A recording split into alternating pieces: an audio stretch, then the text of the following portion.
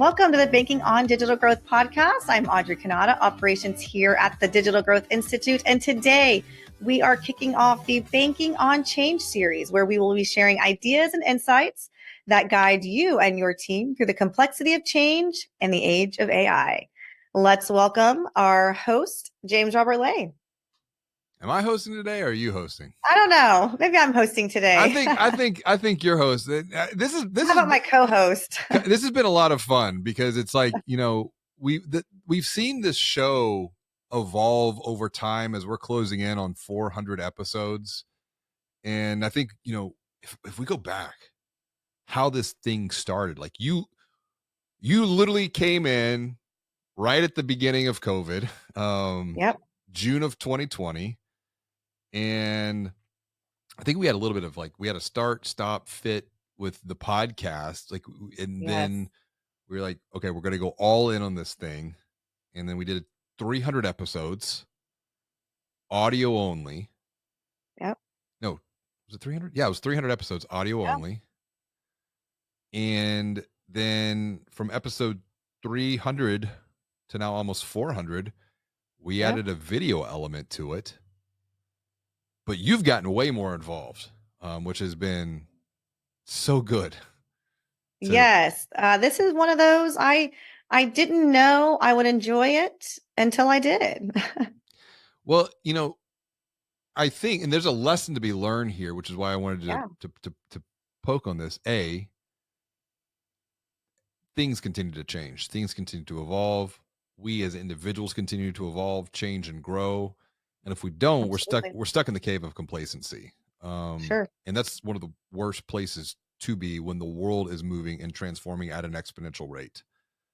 And so you've increased your courage to do something like this because, like you said, I didn't know I would want to do it, number one, but I see this type of a medium, this discussion dialogue, to be a potential growth opportunity for community financial brands. Yeah. And it requires what you did. It was a little bit of courage to lean into an uncomfortable place for a moment. And they're like, you know what? This is actually kind of fun. I know. I was so happy being backstage, all the moving parts and making things happen. And then you brought me on a front stage. I wouldn't say against my will, but you definitely, it was one of those, well, I'm not going to say no. I encouraged and coached and guided. And we've had a lot of conversations too behind the scenes of listen, it wasn't the best conversation, it wasn't the best episode, but it wasn't a bad one. And we just keep going, we keep learning, we keep growing. And so if you think back to how this podcast began, it was right when we were publishing Banking on Digital Growth, the first book. And then here we are now publishing Banking on Change. And my goodness, so much has changed. So much is changing, and so much will continue to change as we keep moving further into this whole age of AI. Yeah, absolutely. And we are going to get into that today and talk about banking on change. And I know we kind of jumped in, but let's take a step backward. What's good for you? What is good for me? What's going well for you? Well, publishing Banking on Change. Yeah, I mean, we're right here. It has been a long and sometimes challenging road to bring this book to the public, to readers, to leaders. I mean, I think of a quote in Lucia's library at school that her librarian says, leaders are made in the laps of readers. I love that. And Banking on Change is a leadership book. Yeah. It is a book for, first and foremost, you got to lead yourself. You're going to have to lead yourself through this next phase of exponential transformation. And we do know that change is hard, change is scary, change is painful. And a lot of what I wrote about in the book, pretty much everything I wrote about in the book, I've applied in one way, shape, form, or fashion writing this book. Yeah. And we're going to get into that. We're going to share with the listeners today and have you share the journey that you've been on writing this book. You set out to write this book in early 2022. And I'm curious to know why this book. Now, if our readers or our readers, our listeners don't know, James Robert has big plans for writing books.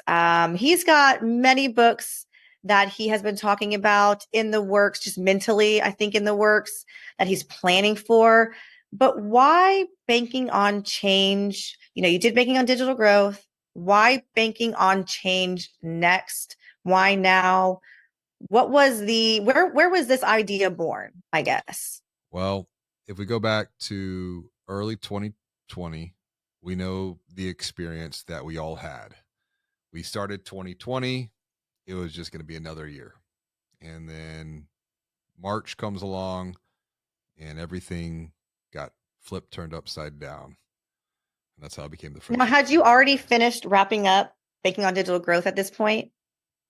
Yes, Banking on Okay. Digital Growth was complete and was just publishing. And I was really thinking about two frames of reference: the digital experience and the human experience. And then very quickly, through the work that we do with financial brands in the Banking on Digital Growth program, I started to see something.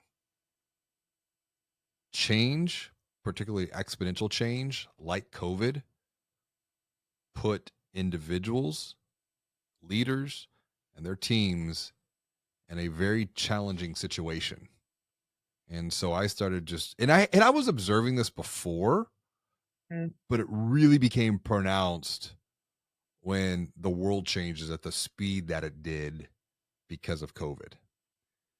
And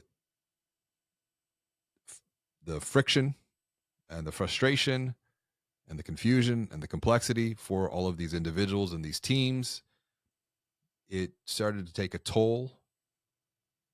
People got tired, teams got tired, burned out.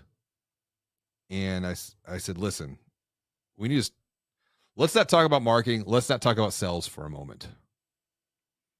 Let's just focus on you, Yeah. because we're going to have to get you through this next period of time. Because at the time, people were like, oh, it's just going to be a week. Oh, it's just going to be a month. Oh, it's a freaking year. It's 2 years. Oh my goodness. Yeah. And if you go back to some of the early podcasts, I said, listen, I don't know, you know, why, and I do know why, because when COVID happened, I was starting to read what transpired at a macro level 100 years ago with the 1919 pandemic, Yeah. looking for patterns. And I said, there are four things that are going to happen. Number one, there's obviously a health crisis. Number two, there's going to be some type of a financial crisis, which we're seeing continuing to play out now. Number three, that's going to lead to societal crisis. Well, guess what? Turn on the news, or better yet, don't turn on the news. And Right. maybe we can talk about that in a bit. And then number Sure. four, we're going to see a mental health crisis. Yeah. And that to me is one of the greatest opportunities when it comes to the work that we're doing, particularly within financial services, because we know the connection between a person's mental well-being and their financial well-being. Yeah, and that's what I love about a lot of the work that we're doing is it's so much more than marketing and it's so much more than sales. It really is that human behavior and just the individual and individual personal growth that, you know, then fuels your professional growth. But you're right, it certainly does have to start within and start as an individual. So let's go back and look at the making of this book because Mm. it was not without struggle. It wasn't without pain. And it certainly wasn't without change. significant change throughout this process. And you actually had to apply a lot of your own models and your own methodologies into writing this book, or really into completing this book and getting it across the finish line. So take us back. What happened? There was an event, I think, was it May of 2023? Just wrapping up the last few chapters of the book. What happened? It was actually Thursday, May 25th, the exact date. I thought we were in a great place. Yeah. The manuscript, if you will, was about 90% complete. Then we would have to go through all of the editorial revisions after that, but Right. the bulk of the work was practically done. And then I got an email from the publisher that we were working with before, that we worked with for the first book, and it was a great collaboration. Mm-hmm. But they sent an email out to everyone saying on that Thursday saying, well, we just laid off like 90% of our staff and we have the potential to become insolvent. And I'm like, really? Like, why? And it was because of some financial mismanagement from their CEO at the time. And fortunately, they were able to work through some challenges internally and save the company. But I decided to make a change. Well, so what did that mean for you? What was the impact of this email, the situation? What did you lose? Well, I guess we can transform that word.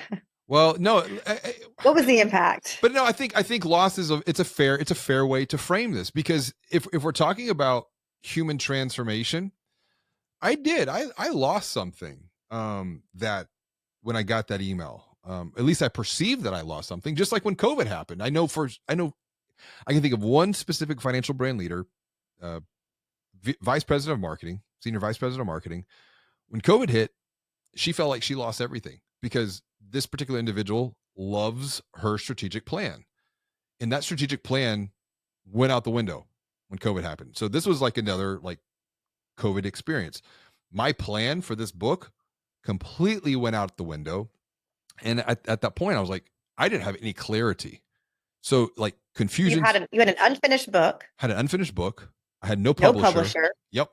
and and so then there goes your timeline. Timeline's gone, but also I'm thinking to myself, because at that point I had been in the process for right around a year, more or less, maybe a little over a year. But even before that, it maybe 2.5 years, because I was talking to you about this book probably back in 2021, saying I'm gonna write. You shared your notes with me. You shared just your Just the real scribble. I was gonna say, if chicken scratch was digital, that's what I got. And it got you really excited It did. back then. And so we get this email Thursday, May 25th. But I had to make a choice. It was like an instant choice in my mind of either this is going to take me down, and because of this experience, and I know this experience impacted other authors, some authors that I had even referred to this publisher, and that weighed heavily on me because it was almost like I'm now responsible for their perceived loss. And I That's know tough. it is. And I know for a fact that one particular individual pretty much was like, I'm just not going to write the book. Like they were going to write a book, and like, I'm just not doing this. And so I keep checking in with them. I'm like, okay, what can I do? How can I help? You know, because to write a book, I mean, if I look back, writing Banking on Digital Growth, easy, super easy experience compared to writing Banking on Change. And Why is that? I have a theory, hypothesis. Banking on Digital Growth, it it was a it was a playbook. It was a strategic marketing manifesto, and it was a accumulation of work that we had been doing for a decade, and was able to pull that out of the Digital Growth University. Relatively easy process. This, though, I put a lot of myself into this book. A Yeah. lot. My own personal story, my own journey. And it was interesting because, I just recently posted something on LinkedIn that the book is about to publish. And David C. Baker, who he had Hmm. made a comment. And I replied back to him. I said, David, you're just a huge part of this story. You're the whole, in reality, you're kind of the reason that I got into writing books to begin with in the first place.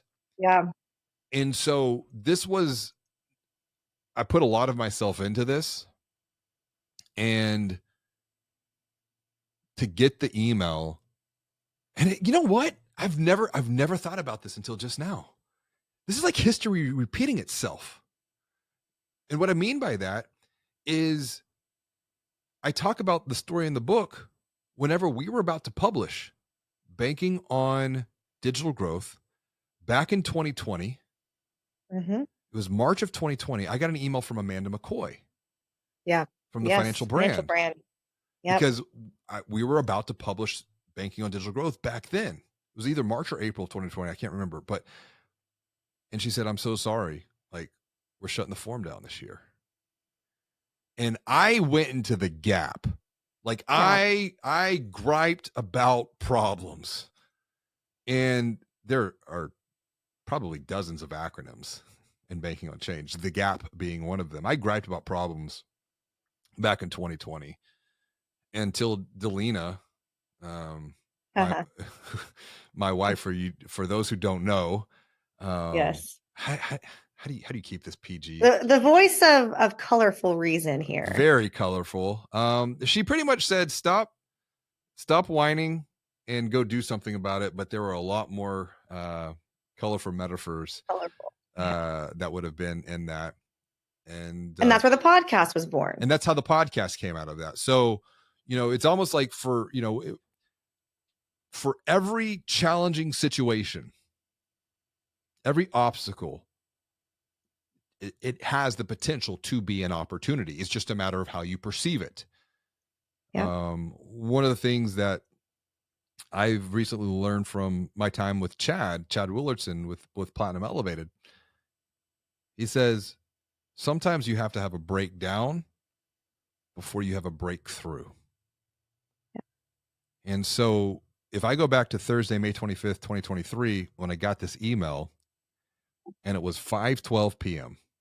So the day was wrapping up. Saturday, so it'd be 2 days later, so it would have been May 27th. That's right. You guys were taken off. We were supposed to go, and we did. We went to Cancun for much needed summer vacation.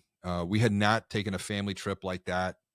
I don't think ever. Like, that was our first kind of real big family trip that we had taken. And I had to make a choice. Was I going to repeat what happened in 2020 when Hmm. COVID shut down the conferences and the events and the speaking that I was supposed to be doing? Or was I going to elevate my mind and say, you know what? This is just a temporary obstacle that is really an opportunity in disguise. Because Yeah. that decision that I had to make was either going to take down our family trip, and it would be a negative experience for me. It would be a negative experience for the kids. It would have been a negative experience for Delina. Or I said, you know what? I'm just going to pause on this right now, and I'll deal with it when I get back because I can't do anything about it right now. Yeah. I mean, and I don't think you told me until like, was it even the next day? Mm-mm. I mean, you held this one in for a minute. I did. And yeah, and I think you recognizing that there was nothing you could do about it. No, This was the situation. It wasn't going to change. Did it suck? Yeah. it did. Did it cost you financially? Yes. Yeah. Yeah. But the irony here though is that you were going through exactly what you were writing about. having to pivot, having to accept what is happening, and turn this obstacle into an opportunity. So you went on this family vacation, which I think was probably just clearing your mind It and was. going into it knowing I'm not solving this today. I'm not solving this tomorrow. I'm going to clear my mind, leave room for some thought during that trip. What happened next? In hindsight, I don't even think I even thought about this while we were gone. There you go. And that's a very different MO for me, because I would have historically have been one to stew and to just kind of grind on this in my Yep. mind. But I was I was fully present, and I'm not always that way, but I was fully present for that trip. And we made a lot of memories. The kids still talk about it. Like, there's still a lot of good positive energy that we're leveraging today. So we get back, and I remember I was like, okay, we gotta figure out a new path for this. And so we ended up utilizing some of the premises that I wrote about in the book that were inspired from thinking from Dr. Ben Hardy and Dan Sullivan with their book Who Not How. It's like, Oh, yeah. we got to go find some who's, Yeah. and so we went and found some who's, pulled together our own publishing team, and you really helped see that along. And I remember at one point I was like, Audrey, why don't we just do this internally? I know what you're going to say. And and I think um, and I we think really thought for a minute that could have worked. but once again, in hindsight, thinking who before how Yeah. is such a transformative activity. Yeah. And that opened up a whole new possibility for a bigger future. I mean, now we're talking about, how do you want to grow? What are your goals? What are the roadblocks that stand in the way? What are the opportunities to overcome those roadblocks, to move forward and make progress towards those goals? Yeah. And so we ended up publishing under Level Up Imprint. And that is a much bigger narrative, that is a much bigger story. But this is the first of many steps in an exponential future. Yeah. Yeah, and it's funny that we really thought we could just bring this in house. But hey, we had ideas on the table. But we did pull together a team. But even still, I really appreciated, really getting a front row seat to this publication process, which I probably wouldn't have had. Well, not probably, I would not have I had don't think you would have. otherwise. And you, like you said, the level up imprint. This is the first of many, many, many. And so to kind of have that forcing function and the opportunity to really get in, and because that for me, I'm a book geek. I'm a nerd. I love the writing process. I was a writing teacher, so this was something that I felt so Yeah. passionately about, but also being able to provide not just uh like edits and technical help, but the narrative. Yes. Having been with you on this journey, not just the last few years, but over a decade ago, you Yeah. wrote quite a bit about that experience. And so kind of being somebody who's seen it, seen you go through all of this and could understand that narrative at a bigger picture, and Mm. how are you best portraying this and sharing this with the audience was a lot of fun for me. And I know that the skills that I picked up here can certainly apply to the next book, and the one Yes. after that, and after that, and Well, after that. but here's something. If you think about what I'm sharing in this book, the idea of the exponential future, and where does that come from? What if we go back, and I know we're going to probably have a lot of conversations about this, so we don't have to unpack everything today.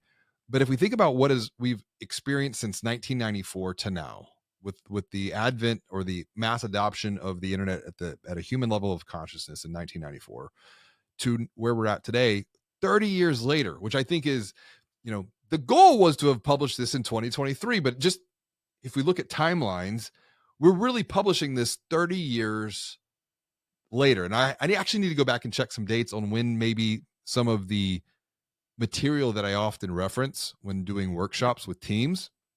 So, for example, like the Today Show, how ironic would it be if those episodes aired on April 30th, 1994? Or if the Right. Times Magazine published in April or May of 1994. That's going to be just really fascinating, just from a macro level, because I do pay attention to just trends and numbers and figures like this. But everything that we've experienced over the last 30 years, and you see this through the teams that we work with. I mean, we recently just did a team alignment workshop with an organization, and some of the feedback that we got from their executives was specifically on the point of perspective, of this idea of going down the last 30 years and what has changed, what has transformed, and how those changes and transformations have impacted us as individuals, as teams, as organizations, how it's impacted consumer behavior, how it's impacted the competitive landscape. Compress all of that now. Compress all of that into a decade. Compress all of that into 5 years based upon what happened on November 30th, 2022, which was the launch of ChatGPT, which truly was an exponential event, considering the fact that ChatGPT went from 0 to 100 million users in 2 months. And here we are, almost 18 months post ChatGPT launch, Yeah. and there are still financial brand leaders and leaders across multiple verticals. I just got back from spending some time with about 150, 170 entrepreneurs, and AI was part of the conversation. Oh, And what was their take? they have a different perspective than me. Yeah. They haven't had the same experience. And this is not about judging anyone. It's just the fact that what you and I take for granted with utilizing AI and systems and processes, they're not even aware of. And so it's this idea of awareness. I write about this in the book. You have to act to grow. ACT is another acronym where A stands for awareness, T stands for transformation, C bridges the gap, where awareness plus commitment leads to transformation. Because here's the thing, you can have all of this awareness about AI, but unless you're committed to actually applying the knowledge, you will not experience the transformation. You can have all the awareness about, financial education, financial literacy. It's fantastic. Knowing does not lead to growing. It's the commitment to apply what you learn that leads to the growth. It's the commitment to apply the knowledge that you've gained that leads to the transformation.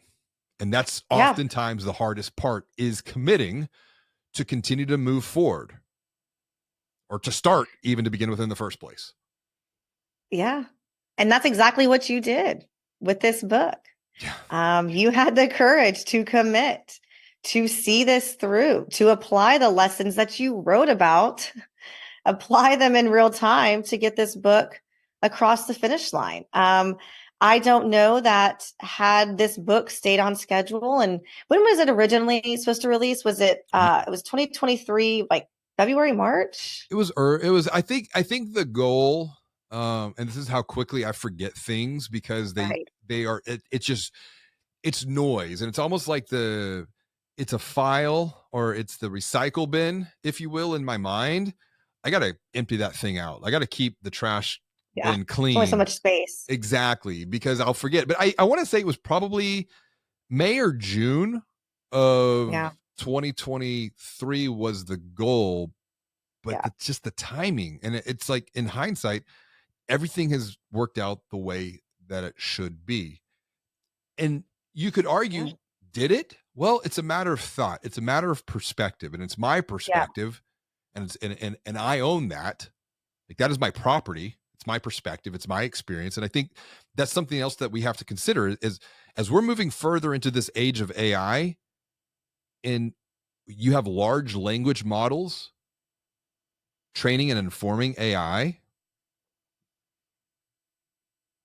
we're horrible data processors. So the AI is always going to have a speed on that. However, our biggest growth opportunity as leaders, as human beings for that matter, as parents, as teachers, our biggest growth opportunity will be through the experiences that that we have had, that we are having, and that we will continue to have, but more so the experiences that we share. Our experiences are our intellectual property. ChatGPT does not have access into our minds, at least not yet. I say ChatGPT, Yeah. I'm using a larger vernacular. AI, large language models, do not have access into our experience, our unique experiences. But like we're doing right now, you and I are sharing an experience. So Yep. we're transferring our own knowledge. Someone is watching or listening to this right now. And so that is, they're entering into our experience asynchronously. We're entering into their experience asynchronously. And that is a multiplier of wisdom. That is a multiplier of capability. It's a multiplier of knowledge. Only if we are committed to take and apply what we learn to continue to move forward and elevate ourselves going forward on our journeys of growth. And we're all going to progress at different paces. Yeah. We can't compare. We cannot compare what we're doing against someone else. And I'm saying that as much for myself because I do find myself comparing from time to time. And when I do that, I fall into the gap and I gripe about problems. I like what you said about, it is your perception. It is your perspective on the events that make them what it is. You could have looked back at your book release and it being late, a year and a half later as a disappointment, a failure, things didn't go as planned. Or you can look at it as, you know what, this actually worked out better. We're in a better situation that today to launch this book, to create even more value. I know you recently shared a quote from Marcus Aurelius, which I'm reading Meditations now, and it's phenomenal about change. What is it? Change is going to happen, but it's your thoughts that. So Marcus wrote, "The universe is change," and I quote a lot of the Stoics within banking on change. So it's almost like taking ancient wisdom and applying it through a modern lens in the age of AI. And what Marcus wrote, about 2,000 years ago, he said that the universe is change. Our life is what our thoughts make of it. Yep. And if you think about this idea of thinking or metacognition, as I write about in the book, the ability to A, critically think, but B, process thought, process experience, that's what leads to perspective. Yeah. But what we're needing now going forward in an age of exponential change is we need exponential perspective. And so reviewing what has happened to gain the lessons, to gain the knowledge, to gain the insights that we can then think about how to apply through our next iteration, through our next round of doing. That's how we're all going to get better. And not even better. That's how we're all going to get even better together. Yeah, it is that reviewing piece that I think is so often overlooked.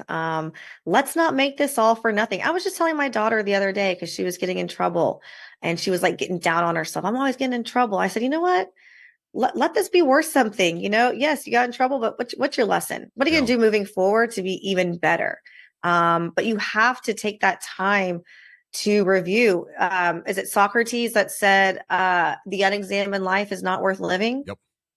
And you touch on this in Baking on Change. You talk about the 4 seasons of growth. And on that note, as we start to wrap up here, the book took twice as long, cost twice as much. But I'm going to say that it's going to bring twice as value to our audience. Can you leave us with a quick synopsis, a quick overview? What is this book about? What are the readers going to take away from this? I open up the book with some perspective setting of where things have been at a macro level over the last 30 years. And then from there, I break things down into 3 different sections. The first section is a bit of some philosophical foundational setting. I talk about the exponential growth journey. What does that look like? What does that feel like?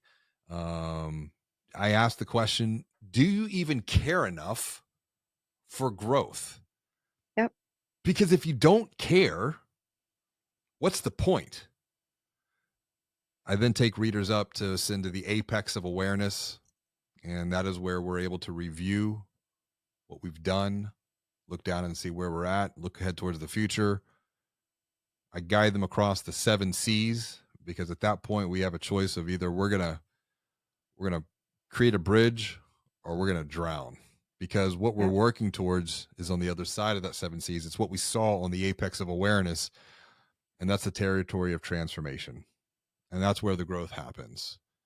And so we work through the philosophical foundation. Part 2 is where we begin to prepare for exponential growth. Exponential growth is where we as individuals, as a team or an organization, or even with those that we're guiding on their own journeys, we perceive that we're growing personally and professionally at the same exact time. That's my favorite section. I'm just going to add in there. Okay, so all exponential growth begins within. I would say my favorite chapter, and it's funny because if I think about banking on digital growth, my favorite chapter was chapter 6, which is about the consumer journey. Mm-hmm. My favorite chapter in this book is also chapter 6, which is about the Yeah. need to become a digital stoic I to love it. achieve exponential growth. And by the way, update on digital stoicism for you. I no longer have YouTube on my phone. Oh. YouTube has been removed. So, and I wrote about this in the book. And this has been a years long process. I removed social media, then I removed email, then I removed the internet browser, and now I've removed YouTube from my phone. I still have podcasts, but the reason being, a lot of it I'm comes not going back. to be getting any more YouTube links, Well, videos to watch. a lot of you probably will, but it's going to be more on a desktop. A lot of it is I was recognizing behavior that Yeah. was not good. I was starting to see some addictions starting to creep back in. And it's the whole point of, as I make in the book, the most important technology to master in the age of AI is the technology, the biological technology that sits between your ears. It's your mind. And if you don't master that, someone or something else is going to master that for you.